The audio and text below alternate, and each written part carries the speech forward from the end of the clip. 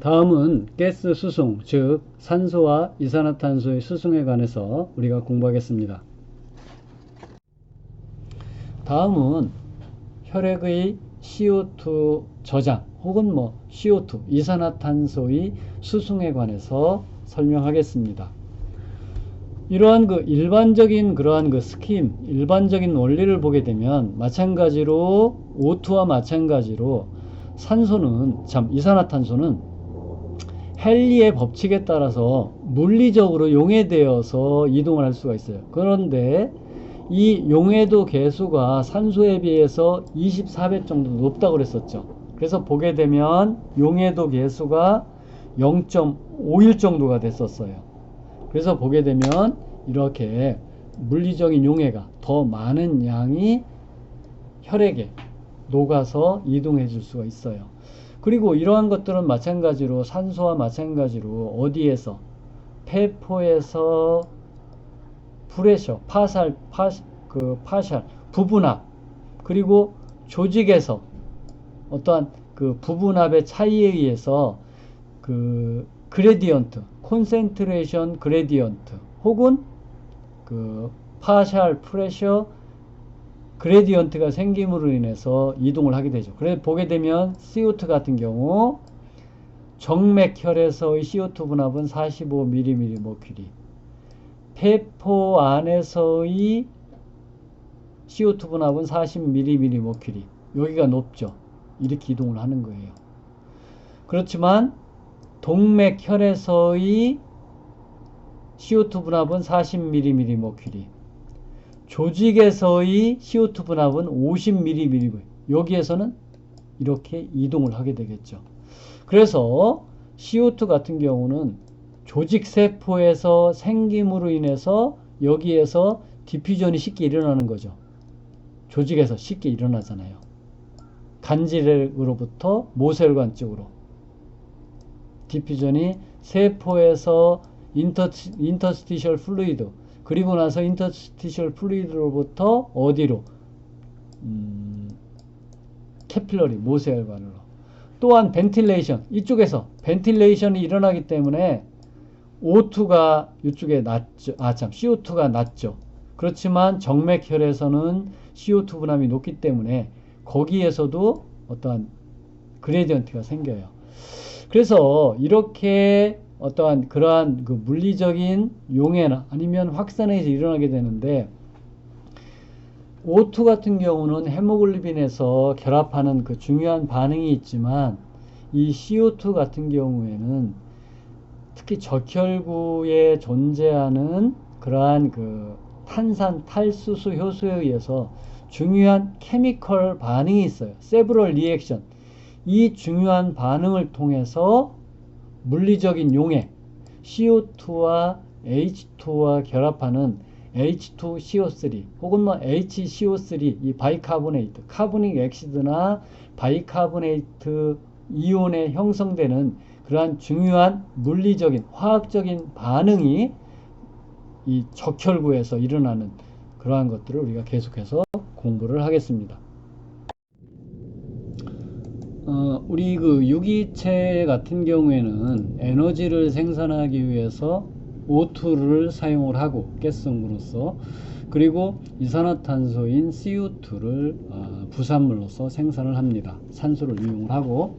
그래서 이러한 성인 사람에게 있어서 안정 상태에서는 약 1시간에 약 200ml 정도씩의 CO2가 생성이 되어지기 때문에 그 생성되어진 CO2 같은 경우는 다시 조직에서 혈액을 따라서 정맥혈로서 이동을 해서 그리고 폐를 통해서 밖으로 배출이 되어져야 되겠죠.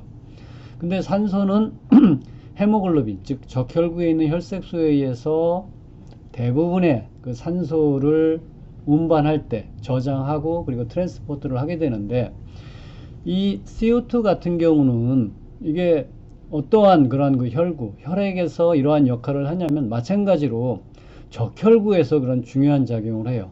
왜냐면 여러 가지 CO2가 생성이 되어져서 혈액을 통해서 이동을 하고 그리고 폐에서 밖으로 배출될 때 여러 가지 그런 화학적인 반응, 케미컬 리액션이 일어나게 되는데, 그러한 케미컬 리액션을 일으키는 주요한 효소가 어디에 있냐면 적혈구에 있어요. 그래서 적혈구에 있는 효소 성분인 그 탄산탈수소 효소, 즉 카보닉 안하이드레이즈라는 이 효소에 의해서, 적혈구 안에 있는 이 효소에 의해서 여러 가지 케미컬 리액션이 일어남으로 인해서, 수백 배 빠르게 케미컬 리액션이 일어남으로 인해서 이 생성된 CO2는 늘 어디를 통해서 이 적혈구를 지나가야 돼요. 적혈구 안에서 그런 케미컬 리액션이 이루어지고, 그리고 나서 저장되어져 있다가 다시 폐에서는 그 역반응도 마찬가지로 뭐에 의해서 탄산탈수소, 즉 RBC 안에, 적혈구 안에 있는 그 CA, 카보닉 안하이드레이즈는 이러한 효소에 의해서 이러한 가역반응과, 그리고 또 이러한 그 가역반응이기 때문에 오른쪽으로, 그리고 오른쪽에서 왼쪽으로 이러한 반응이 일어나게 돼요. 그렇기 때문에 적혈구는 헤모글로빈을 통해서 산소의 이동에 직접적인 영향을 미치기도 하고, 또한 카보닉 안하이드레이즈라는 이런 탄산탈수소 효소를 통해서 CO2에 어떤 화학적인 반응을 매개하기 하기 때문에 이 적혈구가 산소만큼이나 CO2도 중요한 작용을 하는 거예요. 그래서 여기 생성된 CO2가 다시 조직에 생성된 CO2가 간질액으로 가게 되죠. 그리고 간질액에서 다시 엔도티리얼셀, 내피세포, 즉 캐필러리의 내피세포막을 단순 확산에 의해서 또 통과하게 됩니다. 그렇게 되면 이게 이제 혈액이 되는 거죠. 그리고 나서 혈장 안에서 뭐에? 적혈구로 이동을 하게 되는 거예요. 그럼 적혈구 막도 마찬가지로 멤브레인이기 때문에 확산에 의해서 또 들어가게 되죠. 그래서 생성된 CO2는 뭐를 통해서? 이 H2O와 결합을 해서 H2CO3, 카보닉 액시드를 형성을 하고, 그 형성을 할 때 중요한 효소가 카보닉 안하이드레이즈는 효소예요.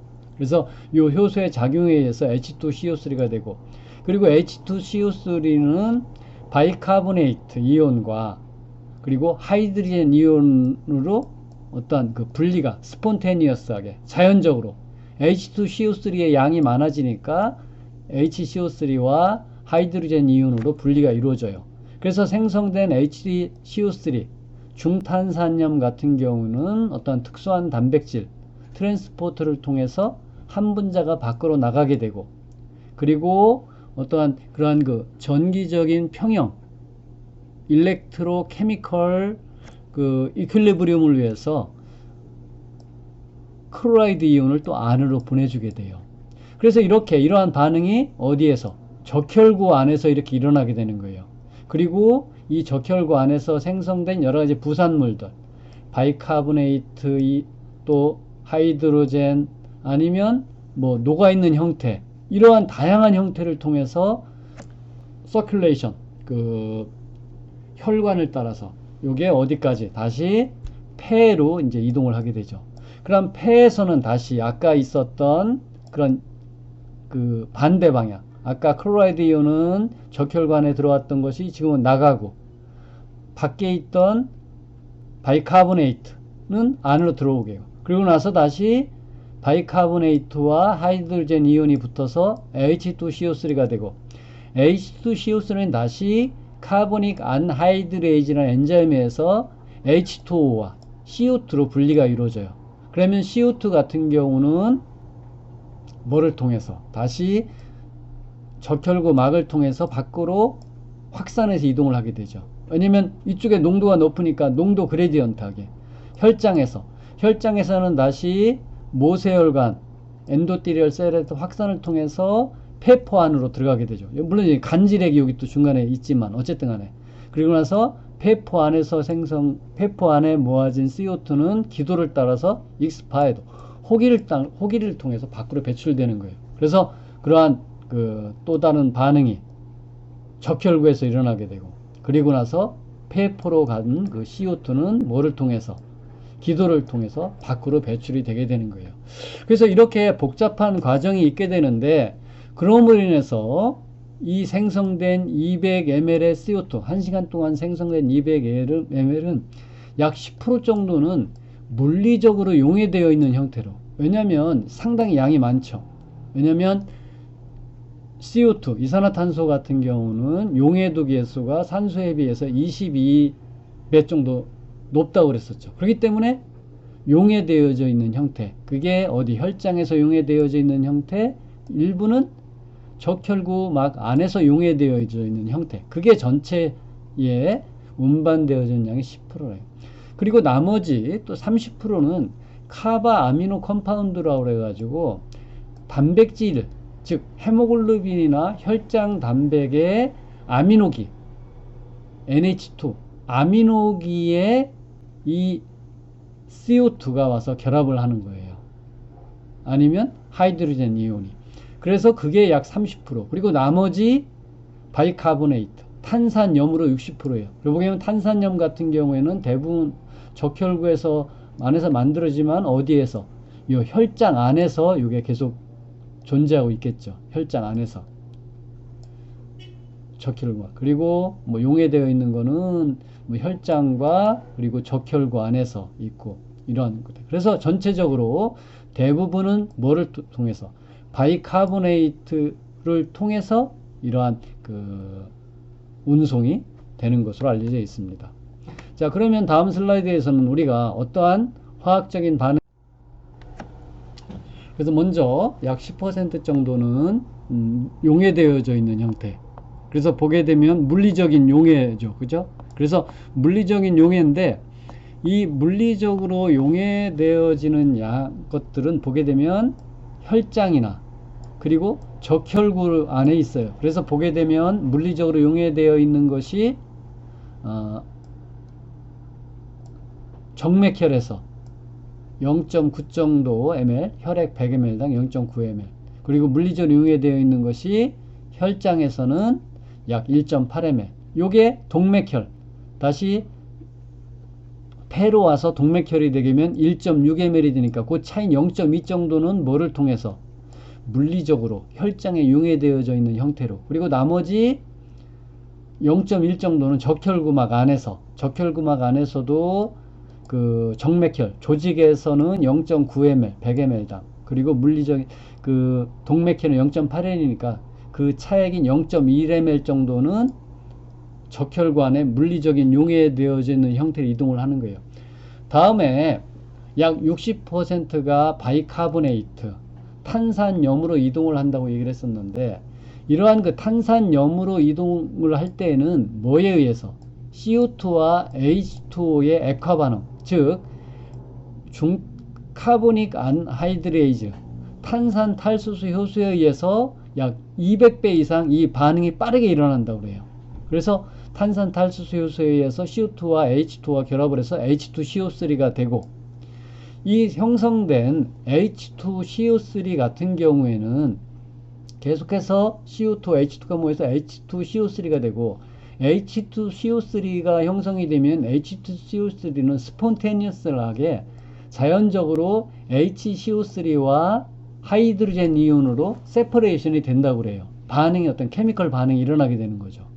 그래서 이렇게 생성되는데, 일단 바이카보네이트 HCO3 요 이온이 형성이 되게 되면 이 일단 형성된 그러한 그 HCO3 이온은 그 밴드 3 단백질, 즉 트랜스포터가 존재하고 있는데, 여기 나오는 이 트랜스포터를 통해서 적혈구막에 있는 밴드 3 단백질인데, 요게 이제 트랜스포터. 이 트랜스포터는 어떤 역할을 하냐면, 요 생성된 바이카보네이트 이온 한 분자를 밖으로 보내주고, 그리고 밖에 있는 클로라이드 이온, 혈장에 있는 클로라이드 이온 안으로 서로 교환해주는 그러한 그 안타이포터 혹은 그 트랜스포터죠.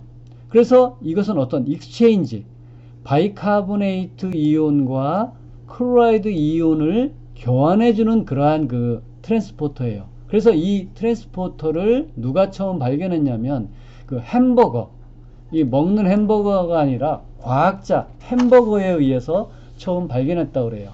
그래서 이 햄버거라는 과학자는 어디에 그 과학자냐면 그 독일 그 더치면 어딘가요? 그 네덜란드의 생리학자인데, 그 유트레흐트, 그 네덜란드에 있는 그러한 그 유명한 그러한 대학인데 수의과 대학이 유명해요. 그 유트레흐트 대학에서 그 화학을 연구했던 그런 과학자인데 이 과학자는 1859년 태어나서 1924년까지 활동했던 그러한 그 생리학자예요. 그래서 이 과학자가 햄버그라는 그런 과학자가 요 안타이포터, 즉 밴드 3 단백질의 안타이포터, 즉 바이카보네이트와 클로라이드를 서로 교환해주는 트랜스포터를 처음 발견했다고 그래요. 그래서 이 반응을 우리가 햄버거 시프트 혹은 클로라이드 시프트, 즉 혈장에 있는 한 분자의 클로라이드 안으로 들어오게 되고 적혈구 안에서 생성된 바이카보네이트 이온을 밖으로 보내준다 그래서 요거를 우리가 이제 그 클로라이드 시프트 혹은 햄버거 시프트라고 그래요. 그러므로 인해서 요 적혈구 안에 계속 바이카보네이트 이런 CO2로부터 형성된 바이카보네이트는 혈장으로 나가게 되고 혈장에 있는 클로라이드 이온이 안으로 들어오게 되니까 어떠한 그 경사도가 생기냐면 오스모틱 그레디언트가 생기는 거예요. 왜냐하면 클로라이드 이온이 적혈구막 안에 들어오니까 요 안에 오스모틱 프레셔가 생기는 거예요. 그럼으로 인해서 혈장에 있는 수분이 안으로 들어오게 되죠. 그렇게 되면 정맥혈의 RBC의 사이즈가 미세하게나마 약간 크다고 그래요. 그래서 정맥혈에서는 이런 클로라이드 시프트에 생긴 오스모틱 프레셔로 인해서 수분이 적혈구 안에 들어오게 되고 그럼으로 인해서 적혈구의 사이즈가 약간 업이 되는 거죠. 뿐만 아니라 이러한 CO2와 H2O 반응으로 생긴 바이카보네이트 이온 뿐만 아니라 뭐가 생겨요? 하이드로젠 이온이 생기죠.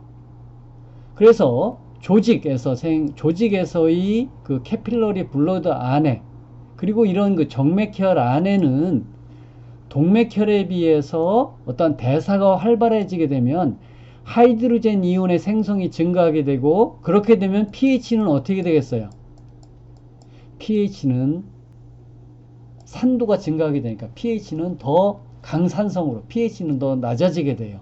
그래서 일반적으로 정맥혈이 동맥혈에 비해서 산도가 낮고 그리고 적혈구의 사이즈는 더 약간 미세하나마 크기가 업되는 거예요. 크기가 증가하는 거예요.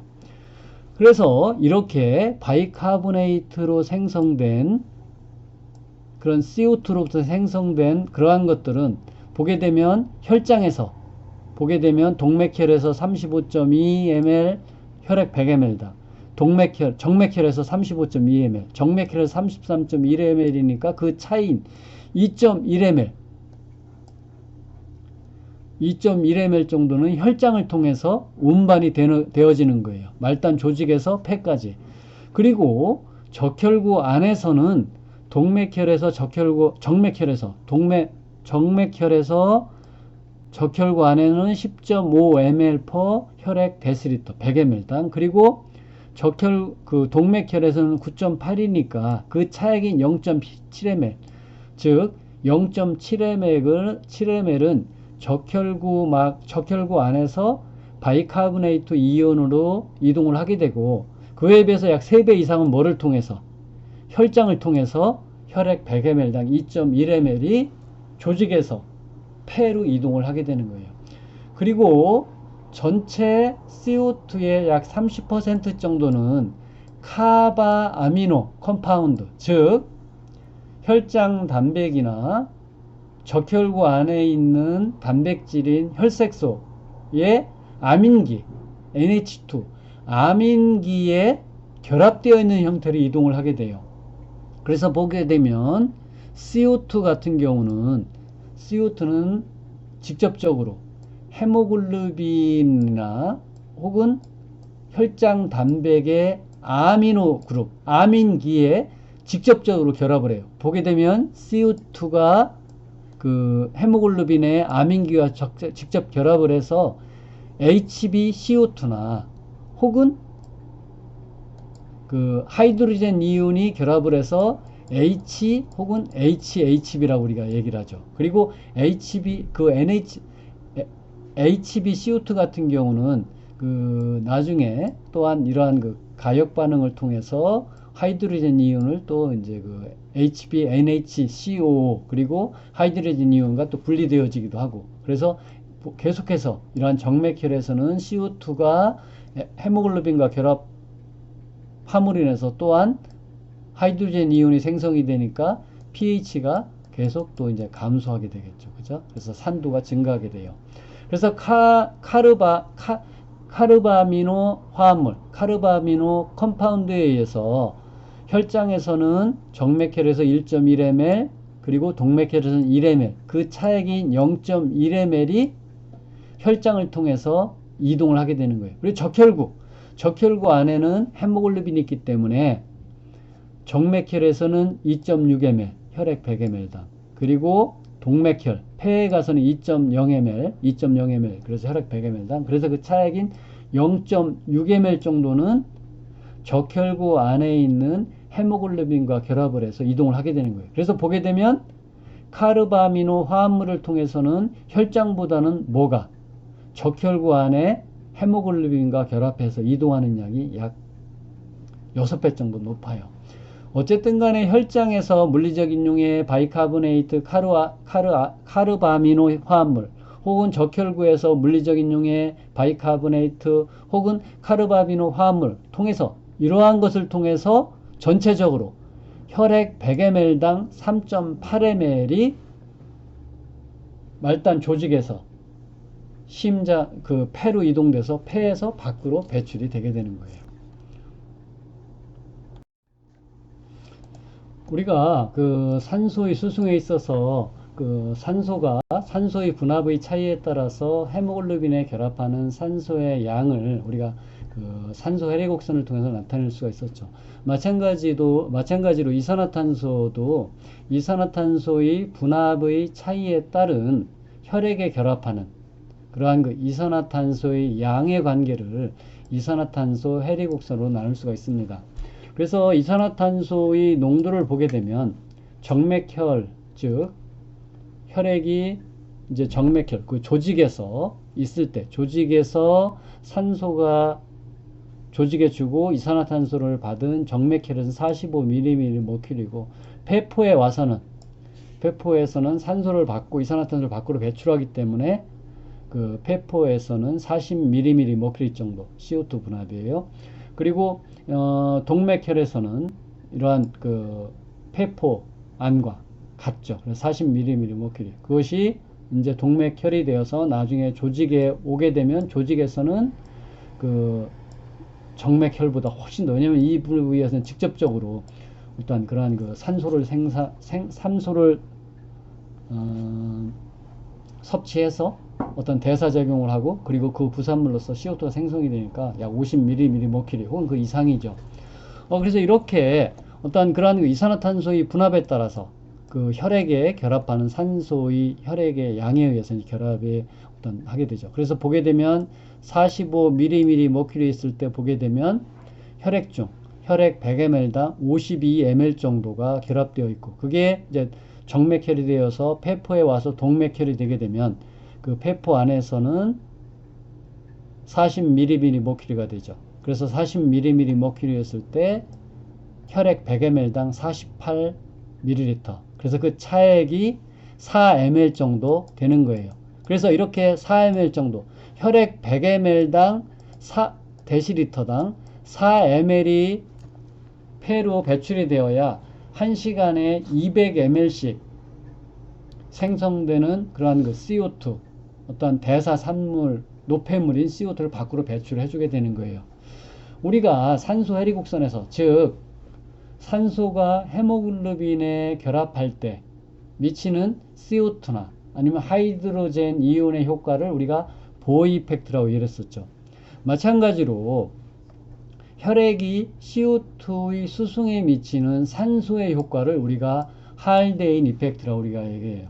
그래서 이러한 그 할데인 효과라고 얘기를 하는데, 이러한 그 할데인 효과는 이제 어떠한 것이냐면은, 즉 CO2의 수승에 미치는 산소의 효과인데, 일반적으로 이제 옥시헤모글로빈, 동맥혈이죠. 이 동맥혈, 즉 동맥혈 같은 경우는 이제 산소가 풍부한 헤모글로빈을 갖고 있는 그런 혈액인데, 이 동맥혈인 경우에는 일반적으로 혈액에서 하이드로젠 이온의 방출을 촉진시키고, 이 생성된 하이드로젠 이온 같은 경우, 여러 가지 이 하이드로젠 이온은 어디에서 오는 거예요? 이게 이제 뭐 적혈구 안에 헤모글로빈으로부터 올 수도 있고, 아니면 혈장 단백으로부터 올 수도 있고, 어떤 건 여러 가지 이런 하이드로젠 이온의 생성이 방출을 촉진시키는데, 이 하이드로젠 이온은 바이카보네이트 이온과의 결합 반응을 통해서 스폰테니어스하게 이 양이 증가하게 되니까 이 반응이 어디로? H2CO3, 카보닉 액시드를 형성해 주게 되는 거예요. 그러면 카보닉 액시드는 뭐에 의해서? 적혈구 안에 있는 그런 그 카보닉 안하이드레이즈, 탄산 탈수 효소에 의해서 H2O와 CO2로 분리가 이루어져요. 그렇게 되면 이 CO2는 생성된 이 CO2는 다시 어디에서? 폐를 통해서 밖으로 계속 배출되게 되는 거예요. 즉 산소 양이 증가하게 되면 혈액, 적혈구, 헤모글로빈으로부터 CO2의 결합력이 떨어져서 CO2를 밖으로 자꾸 배출해 주게 되는 거예요. 여기 나와 있는 것처럼 in the presence of O2, 옥시 헤모글로빈, 그죠? 산소가 풍부한 그러한 동맥혈에서는 헤모글로빈에 대한 CO2의 결합력이 감소하게 되는 거예요. 그럼으로 인해서 CO2가 밖으로 자꾸 배출되는 거죠. 근데 만약에 반대로 산소 분압이 낮아지게 되면 그건 어디예요? 말단 조직에서 정맥혈이 되게 되는 거죠. 그죠? 말단 정맥혈, 동맥혈이 이제 말단 조직에 가서 산소를 조직에 공급해 주면서 산소가 부족한 그러한 그 상태가 되겠죠. 그렇게 되면 헤모글로빈, 즉 적혈구에 있는 헤모글로빈이나 혈장 단백에서의 CO2에 대한 어피니티가 증가하게 되는 거죠. 그럼으로 인해서 많은 그러한 그 정맥혈에서는 CO2를 많이 저장해서 그것을 어디로? 폐로 정맥혈을 통해서 보내주게 되는 거예요. 그래서 보게 되면 여기 나와 있는 것처럼 말단 조직에서 정맥혈에서 CO2 분압은 45mmMr예요. 그래서 정맥혈에서는 52ml의 혈액 100ml당 52ml을 CO2를 보관하고 있는 거예요. 그리고 이것이 어디로 점점 CO2 분압이 이제 폐 쪽으로 오면서 낮아지게 되죠. 그래서 폐에서는 40mmMr, 동맥혈이 되게 되니까. 그래서 동맥혈이 되게 되니까 이때는 48ml, 혈액 100ml당 데시리터당 48ml. 그래서 이 차인 4ml 정도를 혈액 100ml당 4ml의 CO2를 정맥혈을 통해서 폐동맥을 통해서 폐로 가져오게 되고, 그러면 폐에서 다시 호흡을 통해서 밖으로 배출해 주게 되는 거예요. 근데 만약에, 그러니까 그 얘기는 뭐냐면 어쨌든 간에 이러한 동맥혈이냐 정맥혈이냐에 따라서 그 혈액의 CO2의 결합력이 바뀐다는 거예요. 그래서 만약에 이게 정맥혈이 아니라 이 말단 조직에서 동맥혈 상태로 있고 우리가 혈액 100ml당 4ml을 우리가 계속 저장했다가 트랜스포트 과정을 통해서 밖으로 배출해 줘야 한다면 여기 나와 있는 것처럼 그 혈액이 정맥혈이 아니라 동맥혈이라면 52 볼륨 퍼센트까지 유지해 주기 위해서는 CO2 분압이 혈액이 52mmMr가 돼야 돼요. 근데 이건 불가능하죠. 왜냐하면 정맥혈은 45ml니까. 그래서 어쨌든 간에 이 정맥혈과 동맥혈, 즉 할데인 이펙트, 할데인 효과를 있음으로 인해서 이 이산화탄소를 4 볼륨 퍼센트, 즉 혈액 데시리터당 4ml씩 계속 밖으로 배출해 줄 수 있는 거예요.